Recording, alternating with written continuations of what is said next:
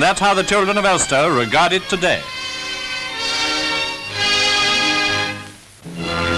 In America, a series of disasters.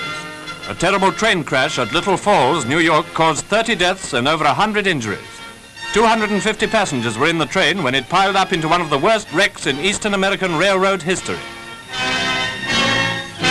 The engine failed to take a sharp curve. That's all they know about the cause of the accident. In New England, they've been having terrific storms. High tides and continuous gales produced floods and much coastal damage as wind and wave battered the ocean front. Scores of people were marooned and there was loss of life at sea. The worst floods have occurred in the Ohio Valley.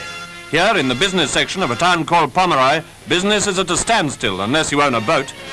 Tremendous damage has been done by the floods which followed a week of continuous downpour. And the whole valley from Pittsburgh to Cincinnati was threatened by the rising waters. Yet, as in Britain, tragedy is not the only picture. In California, for instance,